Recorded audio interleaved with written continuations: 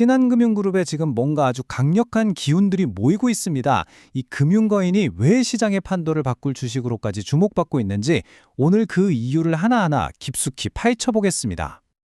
자, 바로 이 질문이 오늘 우리가 풀어야 할 핵심 퍼즐입니다. 오랫동안 우리 증시를 짓눌러 왔던 코리아 디스카운트라는 꼬리표.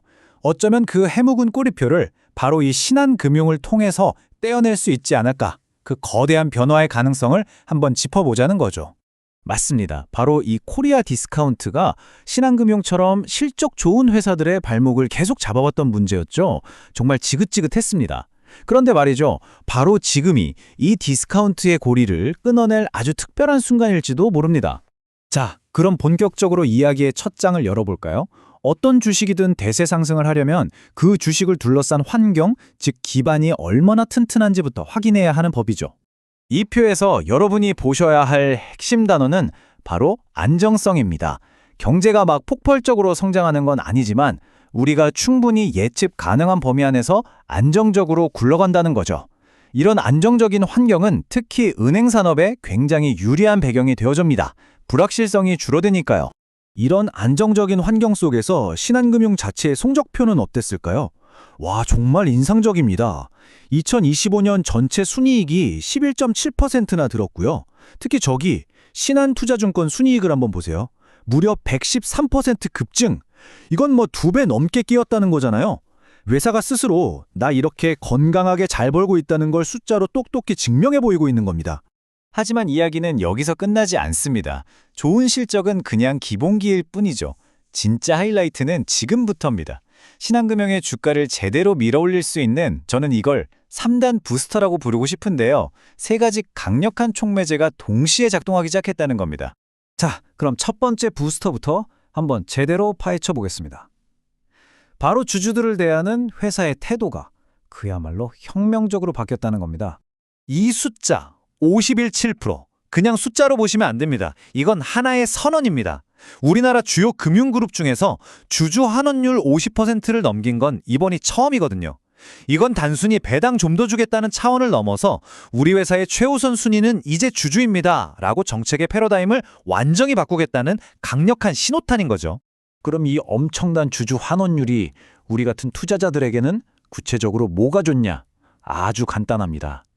회사가 1조 5천억 원어치나 되는 자사 주식을 사서 아예 없애버리니까 당연히 내가 가진 주식의 가치는 저절로 올라가겠죠.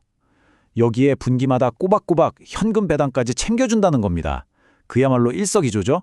이제 두 번째 부스터로 넘어가 보죠. 이건 아마 가장 독특하면서도 우리 투자자들의 실제 통장에 찍히는 돈에 직접적인 영향을 주는 그야말로 와우 팩터라고 할 수 있습니다. 감액 배당. 이름이 조금 어렵게 들릴 수 있는데요. 핵심은 간단합니다. 회사가 장사해서 번 돈이 아니라 그동안 비상금처럼 쌓아두었던 자본준비금에서 돈을 꺼내 주주들에게 돌려주는 방식이에요.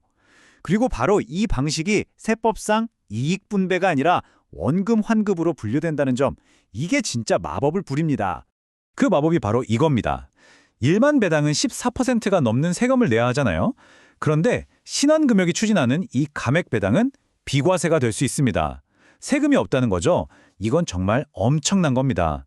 특히 큰 금액을 투자하는 기관이나 자산가들에게는 거부할 수 없는 너무나도 강력한 매력 포인트가 되는 거죠. 자, 세 번째 부스터는 신한금융 개별 기업의 힘을 넘어섭니다. 아주 든든한 지원군. 바로 정부가 정책적으로 등을 팍팍 밀어주고 있다는 점입니다. 정부가 추진하는 기업 밸류업 프로그램은요, 한마디로 주주 친화적인 기업에게 확실한 당근을 주는 겁니다. 주주들은 배당세를 덜 내서 좋고 회사는 법인세 혜택을 받아서 좋죠. 지금 신한금융이 하고 있는 걸 보면 이 프로그램의 최고 모범생이 돼서 모든 혜택을 다 받아갈 것처럼 보이지 않으세요? 이 3가지 강력한 부스터가 합쳐지니까 어떤 변화가 일어나고 있을까요? 바로 이 문장이 그 답입니다. 투자자들, 특히 아주 까다롭다는 외국인 투자자들이 한국 금융주를 보는 시각 자체가 바뀌고 있어요. 더 이상 그냥 싼 주식이 아니라 주주와 함께 성장하는 매력적인 주식으로 말이죠. 이 인식의 변화가 정말 중요합니다. 하지만 이렇게 좋은 이야기만 늘어놓을 순 없겠죠. 당연히 리스크도 따져봐야 합니다. 시장에서 가장 우려하는 점은 무엇이고 신한금융은 그에 대한 방어 준비가 되어 있는지 한번 살펴보겠습니다. 네, 맞습니다. 바로 부동산 PF 리스크죠. 요즘 뉴스만 틀면 나오는 바로 그 문제입니다. 이 문제를 정면으로 다루지 않고서는 신뢰를 얻을 수 없겠죠. 신한금융은 이 위험에 과연 안전할까요? 신한금융의 대답은 바로 이 숫자 13.33%에 담겨 있습니다.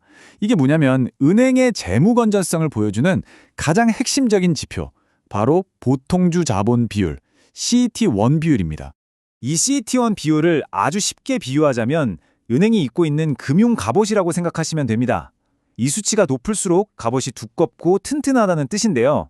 13.33%라는 건 부동산 PF 같은 외부 충격이 와도 충분히 흡수하고 버텨낼 만큼 아주 튼튼한 갑옷을 입고 있다는 강력한 증거입니다. 주주원원 약속을 지킬 체력이 충분하다는 거죠. 자, 이제 모든 조각들이 다 모였습니다. 탄탄한 기초 체력에 3단 부스터, 그리고 튼튼한 방어 갑옷까지. 이 퍼즐이 완성되었을 때 과연 어떤 그림이 그려질지 시장의 전문가들은 어떻게 보고 있는지 한번 들어보겠습니다. 이 표를 보시면 방향은 아주 명확합니다. 대부분의 증권사들이 한 목소리로 강력 매수를 외치고 있고 목표 주가도 현재보다 훨씬 높은 수준에 형성되어 있죠. 시장의 전문가들 사이에서 공감대가 형성되었다는 뜻입니다. 이 슬라이드가 신한금융의 가치평가 여정을 한눈에 보여줍니다. 주가 순자산 비율, PBR이 과거에 0.4배, 그러니까 자기 자산 가치의 절반도 인정 못 받던 시절이 있었어요. 그런데 지금 이미 0.9배까지 극적으로 올라왔습니다. 하지만 더 중요한 건 글로벌 경쟁사들의 평균인 1.0배 이상까지 아직도 더 올라갈 공간이 남아있다는 겁니다. 그래서 이 모든 걸 종합해보면 신한금융의 이야기는 단순히 한 기업의 성공 스토리를 넘어서는 의미가 있습니다. 이건 한국 시장 전체를 짓눌러온 코리아 디스카운트라는 오랜 숙제를 과연 풀 수 있을지 그 가능성을 가늠하는 아주 중요한 시험대가 될 겁니다. 결국 오늘 분석의 핵심은 이 한 문장으로 요약될 수 있습니다. 실적, 정책, 그리고 파격적인 주주환원이라는 삼박자가 완벽하게 맞아떨어지고 있는 지금 우리가 던져야 할 진짜 질문은 과연 재평가될까가 아니라 도대체 얼마나 빨리 그리고 어디까지 재평가될까가 아닐까요?